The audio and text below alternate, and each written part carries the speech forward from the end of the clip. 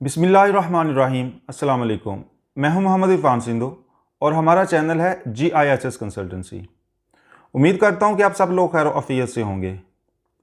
आज का जो हमारा टॉपिक है वो है स्टडी इन स्वीडन। अगर आपने हमारा चैनल अभी तक सब्सक्राइब नहीं किया तो इसको सब्सक्राइब कर लें और बेल आइकन के बटन पे क्लिक कर दें ताकि आपको हमारी आने वाली अपडेटेड वीडियोज़ मिलती रहें। अच्छा जी, तो अब हम चलते हैं मेन टॉपिक की तरफ। स्वीडन का जो है एडमिशन, ये साल में दो इनटेक्स होती हैं। एक तो होती है ऑटम और दूसरी स्प्रिंग। जो ऑटम है वो उसकी जो सितंबर इनटेक है उसके लिए जो है क्लासेस होती हैं, और जो स्प्रिंग इनटेक है उसकी क्लासेस स्टार्ट होती हैं मिड ऑफ जनवरी। तो ये दो मेन इनटेक होती हैं, इसके अलावा कोई स्वीडन की इनटेक नहीं है। फिर इसके बाद इसका जो प्रोसेसिंग टाइम है ये तकरीबन 3 to 4 मंथ या 4 to 5 मंथ लग जाते हैं, क्योंकि इसका बड़ा स्ट्रीमलाइन प्रोसेस है। आपको बड़ा टाइमली अपनी जो चीज़ें हैं वो रेडी करनी होती हैं, अपनी डॉक्यूमेंटेशन और उसके अलावा जो भी आपकी मतलब अटेस्टेशन वगैरह है, तो ये सारी चीज़ें आपको बड़ी टाइमली अरेंज करनी होती हैं। और इसको सारा अपॉइंटमेंट से लेके, जैसे मिनिस्ट्री ऑफ फॉरेन ऑफिस से, मोफा से, या HEC से, IBCC से, बोर्ड ऑफिस से, तो ये एक बड़ा लेंथी प्रोसेस है। बट ये कि आपको ये सारी चीज़ें करते हुए टाइम का पता भी नहीं चलता और साथ साथ आपका प्रोसेस चलता रहता है। तो अभी जो आज का जो हमारा टॉपिक है वो है स्प्रिंग इनटेक के लिए। तो जो स्प्रिंग इनटेक है वो, जैसा कि आपको पता है कि एडमिशन ओपन हो चुके हैं, तो जितनी जल्दी अप्लाई किया जाए उतनी जल्दी ही आपकी जो सीट है वो उसके लिए आप क्वालिफाई होते हैं और आपका एडमिशन ईजिली हो जाता है। जितना आप लेट होते जाएंगे उतना आपके जो चांसेस हैं वो कम होते जाते हैं। सिंपल सी एग्जांपल देता हूं कि आप किसी हॉल में जाते हैं या किसी क्राउड में जाते हैं जहां पे बहुत ज़्यादा चेयर्स लगी हों, तो आप उसमें जब एंटर होते हैं तो आप चाहे आप पीछे बैठ सकते हैं, चाहे आप सेंटर में बैठ सकते हैं, या आप आगे जाके भी बैठ सकते हैं। आहिस्ता आहिस्ता जब वो चीज़ें या हॉल जो है वो फिल होना शुरू हो जाएगा, सीट सारी फिल हो जाएंगी, तो आपको हो सकता है खड़ा होना पड़े। अगर मज़ीद रश बढ़ जाता है तो आपको खड़े होने की भी जगह नहीं मिलती। तो ये सिंपल सा एक फार्मूला, एक एग्जांपल दी है कि आप जितनी जल्दी, जितनी टाइमली आप अप्लाई करेंगे स्वीडन का एडमिशन, उतनी जल्दी आपका प्रोसेस सारा कंप्लीट हो जाएगा। तो स्प्रिंग इनटेक के लिए जो एडमिशन की डेडलाइन है वो है 16 अगस्त। 16 अगस्त की नाइट तक जो है ना, लेट नाइट तक आप अपनी जो है पोर्टल वगैरह बना के, अपनी जो है ID बना के तो अपना कोर्स रजिस्टर कर सकते हैं। और आपको तब ही अपना कोर्स जो है वो आपने सेलेक्ट किए होते हैं वो भी आपको रैंक करने होते हैं ऑनलाइन। और इसके लिए अभी स्टार्ट में कोई डॉक्यूमेंटेशन की ज़रूरत नहीं होती अपलोड करने की, ना कोई फ़ीस पे करने की ज़रूरत होती है। बट ये है कि आप अपना पोर्टल बनाएं, अपनी ID बनाएं और उसके ऊपर आप अपना जो है डिटेल सारी फिल करके तो अपना एक लॉगिन तैयार कर लें, स्टैंड बाई रखें कि आप कौन सी यूनिवर्सिटी में अप्लाई करना चाह रहे हैं, कौन से कोर्सेज़ में जाना चाह रहे हैं। अब कोर्सेज़ के हवाले से बात होती है तो कोर्सेज़ जो हैं इस स्प्रिंग इनटेक के लिए वो बड़े शॉर्ट से कोर्सेज़ हैं। जैसे कि उसमें कुछ कोर्सेज़ हैं, 1-2 कोर्सेज़ हैं बैचलर प्रोग्राम के, और उसमें कुछ कोर्सेज़ मास्टर्स प्रोग्राम के हैं जो 1 ईयर हैं। तो एक आध कोई कोर्स होगा जो कि 2 ईयर का प्रोग्राम है। तो इसमें ज़्यादा शॉर्ट कोर्सेज़ ही होते हैं, जैसे इंग्लिश प्रिपरेटरी कोर्सेज़ है, उसके अलावा इंग्लिश फॉर एकेडमिक पर्पज़ है। तो ये कोर्सेज़ के ऊपर पहले भी स्टूडेंट्स अप्लाई करते रहे हैं, और ये जितने भी कोर्सेज़ थे 5-6 मंथ का जो शॉर्ट कोर्सेज़ हैं, ये सारे के सारे चले गए थे ऑनलाइन। तो उस चीज़ के ऊपर फिर मोस्टली स्टूडेंट्स ने अप्लाई भी नहीं किया, और उनका अगर जिन्होंने जो क्वालिफाई किए थे उन्होंने अप्लाई भी किया तो उनका जो वीज़ा था वो इशू नहीं हो सका, अनफॉर्चुनेटली। तो अभी भी मैं यही सजेस्ट करूंगा कि कोशिश करें कि आपका जो एडमिशन है वो बैचलर प्रोग्राम में हो जाए तो ज़्यादा बेहतर है। बाकी शॉर्ट कोर्सेज़ जो हैं जैसे डिप्लोमास वगैरह हैं, इनको 50-50, या मैं ये नहीं कहता कि हो नहीं सकते, माइट भी कि सितंबर तक हालात बहुत अच्छे हो जाएं और क्लासेस जो हैं वो ऑन कैंपस हो जाएं। तो आपका वो अगर ऑन कैंपस हो जाती है स्टडीज़ तो आपका एडमिशन तो हुआ ही होगा और आपका इंशाल्लाह वीज़ा भी हो जाएगा। बट रिस्क तो लेना पड़ता है। अब उसमें मैं कहूँ कि आप करें अप्लाई तो वो भी गलत है, अगर मैं कहूँ कि ना अप्लाई करें तो वो भी गलत होगा। So it's up to you.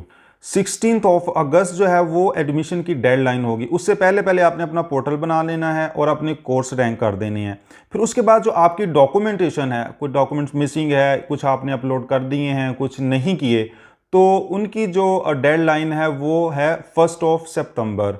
और आपने फ़ीस भी फर्स्ट ऑफ सितंबर को पे करनी है। अगर उससे लेट करेंगे तो आपका वो एडमिशन लेट एप्लीकेशन में कंसीडर होगा। और आपको पता है कि ये जो स्प्रिंग इनटेक है ये बड़े शॉर्ट टाइम के लिए होती है, इसमें ज़्यादा टाइम नहीं होता, तो बड़ा ये भाग दौड़ में लगा रहता है इंसान और बड़ी जल्दी ये चीज़ें जो है मैनेज करना पड़ती हैं। अच्छा, इसमें जो एडमिशन के हवाले से मैं बताता चलूँ कि कौन कौन से डॉक्यूमेंट्स रिक्वायर्ड हैं। अगर तो किसी ने बैचलर प्रोग्राम में करना है तो उसका जो है मैट्रिक, इंटर, बोर्ड ऑफिस से और आईबीसीसी से टेस्टेड होना चाहिए। और अगर किसी का 2 ईयर बैचलर भी है, लाइक किसी ने बीए किया हुआ है या किसी का बीकॉम है या किसी का बीएससी है, तो वो भी अंडर ग्रेजुएट प्रोग्राम में ही अप्लाई करेंगे और उनको आइल्स कंपलसरी है, विदाउट आइल्स अप्लाई नहीं होगा। बहुत सारे स्टूडेंट होते हैं कि चले यार ट्राई कर देते हैं तो एडमिशन हो ही जाएगा शायद, तो वो इस तरह नहीं होता। क्राइटेरिया होता है एडमिशन का, वो लाजमी, you have to meet the admission criteria. तो उसके लिए आपको आइल्स भी कंपलसरी है। आइल्स में आपका ओवरऑल जो है वो 6.5 बैंड होना चाहिए और आपके जो इन ईच कंपोनेंट है वो 5.5 होने चाहिए। इससे कम होंगे तब भी आपका एडमिशन का प्रॉब्लम आ सकता है, इसके आपका एडमिशन नहीं होगा। इसी तरह अगर आप मास्टर्स के लिए जाते हैं तो मास्टर्स के लिए 2 तरह से है कि आपको विदाउट आइल्स भी एडमिशन मिल जाएगा और विद आइल्स भी।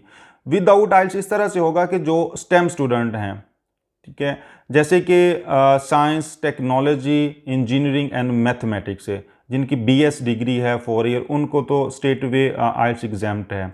इसी तरह फिर जिन्होंने बीकॉम किया हुआ है, आगे फिर एमकॉम किया हुआ है या मास्टर्स किया हुआ है किसी भी फील्ड में या 2+2 किया हुआ है, तो उनको जो है ना आइल्स लाजमी है, कंपलसरी करना पड़ेगा। उनको 6.5 बैंड ओवरऑल और इन ईच मॉड्यूल जो इन ईच कंपोनेंट वो है 6 band, not less than 6 masters programme के लिए ये कंपलसरी है।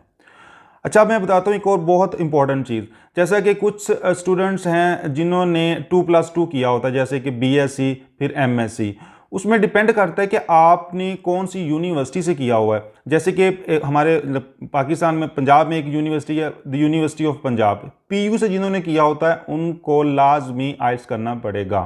यानी कि जिन्होंने 60 एजुकेशन है 2+2 बीएससी देन एमएससी, तो उनको लाजमी जो है वो आइल्स रिक्वायर्ड होगा। इसी तरह दूसरी यूनिवर्सिटीज़ हैं जैसे कि यूनिवर्सिटी ऑफ सरगोदा, उसके अलावा यूनिवर्सिटी ऑफ गुजरात है, फिर उसके अलावा फैसलाबाद एग्रीकल्चर यूनिवर्सिटी है। जिन्होंने इन यूनिवर्सिटीज़ से स्टडी की हुई है और 2+2 है उनको आइल्स की एग्जाम्पशन होगी।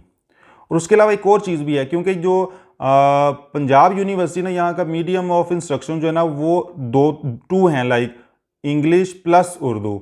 जो सरगोदा यूनिवर्सिटी है या फिर गुजरात यूनिवर्सिटी है और फैसलाबाद एग्रीकल्चर यूनिवर्सिटी, वहाँ का जो मीडियम ऑफ इंस्ट्रक्शन जो है ना वो ओनली इंग्लिश है। तो इस वजह से जो है ना उन स्टूडेंट को आइल्स की फुली एग्जाम्पशन है। अब आ जाते हैं फ़ीस की तरफ।